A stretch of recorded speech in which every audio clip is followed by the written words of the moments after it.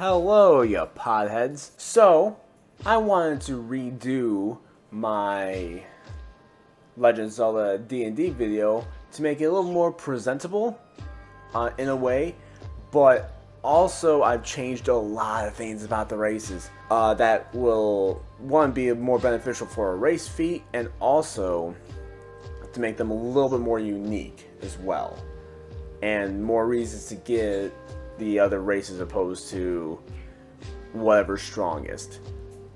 So with that, here is my Homebrew Zelda D&D races. To start off, I personally recommend that you use all versions of the Hyrule map and have the timeline be either before or after the main timeline events. But you could do it during the games, in between the games, wherever you like. But that's just where I recommend it. Our first race is, of course, the Hylian. Hylians are the majority race. They are basically humans. They usually just like to live life and hope the kingdom and the gods can protect them. Live in an average temperature climates.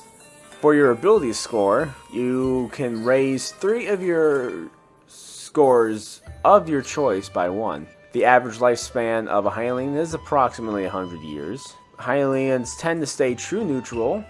They are usually about 5'5" to 6 feet tall and about 170 pounds, give or take. Their base speed is 30. Their main language is Hylian. And the feature that they gain is worldly. You get advantage in any history check. And their best class is probably fighter. Now you have the Kokiri. Kokiri stay children all their lives, so even if they are mentally an adult, they will still look young. They live in the magical Kokiri forest and not many people know who they are. And they are very in tune with nature. For ability score, you gain +1 in intelligence and +1 in wisdom. Their age is unknown, and they don't exactly die either. Their alignment is usually lawful neutral. They are on the shorter part of size, with about 3 to 4 feet. Their base speed is 25. Feats that they gain is nature. Any nature check gets an advantage.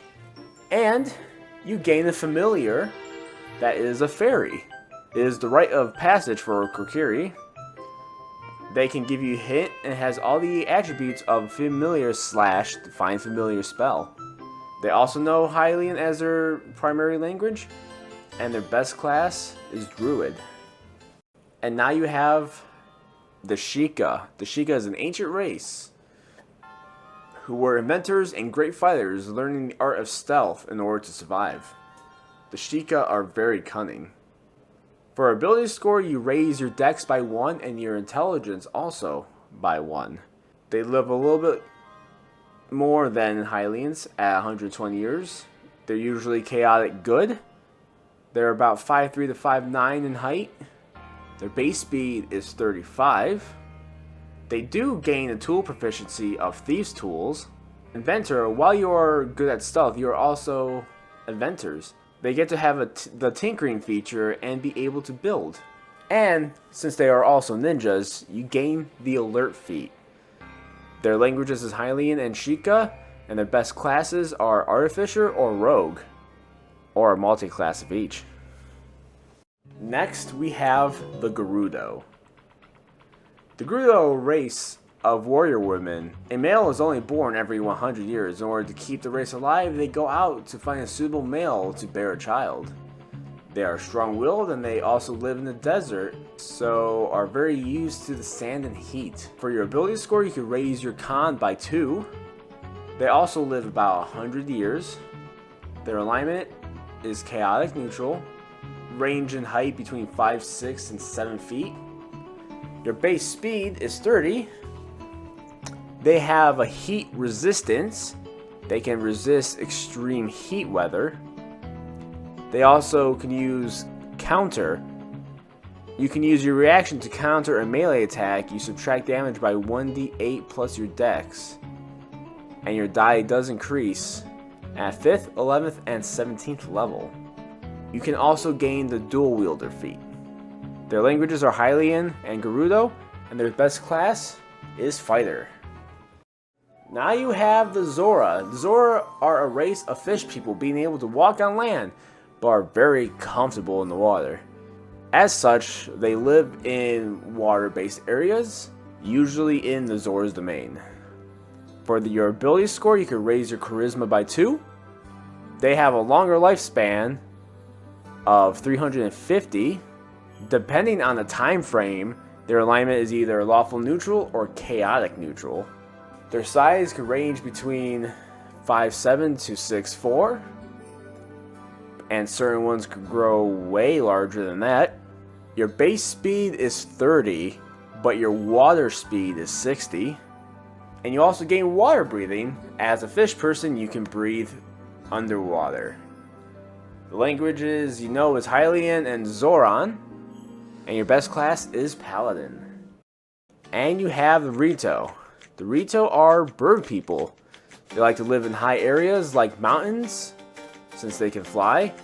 Once believed to evolve from the Zora thousands of years ago, they definitely prefer the air. For your ability score, you can raise your dex by 2. Live up to about 100 years. They stay usually true neutral. Their height ranges between 5'5" to 6 feet. Your base speed is 30 and your flying speed is 60. Being bird people, the Rito can fly. In order to stay flying and attack, you would need an upward gust of wind, which naturally gets created when you start flight in a 15-foot radius. You also have cold resistance. Living in high places, they are very resilient to the cold. You also gain a gust cantrip, but this one is slightly better than the normal gust cantrip, where you could also make an upward gust of air that can lift you up. Your main language is Hylian, and your best class is Ranger. Gorons. Gorons are a race of rock people. Very heavy, but very strong. They live in Death Mountain, where basically only they can live. They may look intimidating, but they are very nice. They also cannot swim. For your ability score, you can raise your strength by 2. They live up to about 80 years. They are usually neutral good. Their size ranges between 5'7" and 7 feet tall. Your base speed is 25, but if you dash, it turns into a roll, which is 40 feet. Gorons are impervious to heat and resistant to lava. And if you decide to dash, you can damage enemies with 1d6 plus your strength on the way. They need to make a strength saving throw and be 8 plus your strength plus your proficiency, or be knocked prone. Also, using a reaction, you can use your ultimate defense. You curl into a ball and you subtract 1d10 plus con. Die increases at 5th, 11th, and 17th level. You also have an unarmored defense. If you're not wearing armor, your AC is 10 plus your strength plus your con. The language they know is Hylian, and your best class is Barbarian. And now you have the Twilight. The Twilight are a race from a different dimension. They are used to the dark and are powerful in the dark arts. Not much are known about them in Hyrule. You raise your intelligence by 2. Age unknown, and their alignment also unknown. They range about 5'5" to 6 feet tall. Your base speed is 30 feet. You do gain dark vision, see in the dark up to 60 feet. You also have dark resistance. The Twilight are resistance to necrotic / dark magic, but weak towards light / radiant. You also get an unarmored defense. While not wearing your armor, your unarmored defense is 10 plus intelligence plus wisdom. Language is Hylian and Twilight, and the best class is Wizard. Now to get you some ideas of items and tools that you can use and homebrew yourself, you could have magic rods that have fire, ice, sand tornado, and other magic rods that grant specific spells. You also have a Deku leaf that can cause a gust of air or use as a paraglider.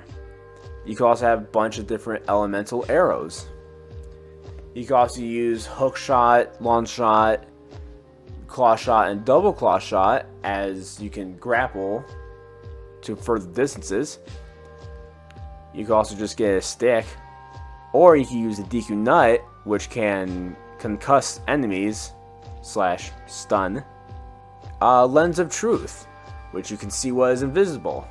You also have different types of boots, like iron boots, Pegasus boots, hover boots, which all are used for different situations. You can also have silver gauntlets or gold gauntlets that grant extra strength. Certain instruments that are used in Legend of Zelda, like ocarina, flute, or a harp. You can use the Buzzy Beetle, which can remotely grab and drop items. You can use the Dominion Rod that can control statues. Or a magic whip. You know, a whip that's magic. The currency conversion for rupees: green equals 1, blue equals 5, yellow equals 10, red equals 20, purple equals 50, silver is 100, and orange is 200. Certain enemies that you can also homebrew or rename certain D&D enemies as such: Armos, Darknut, Keese, Gibdo, Lanmola, Lionels, Modlin, Lever, Octorok, Stalfos, Rope, Pole's Voice, Wallmanster, Tektite, Wizrobe, Zol, Peahat, Vire, Bogoblins, Dodongos, and Genie, to name a few. And that is my homebrew Zelda D&D races. So if you liked it, go ahead and give a like to the video. If you want to see more content either from my streams, or if you want to see more content like this, comment below and subscribe if you are interested. And till next time.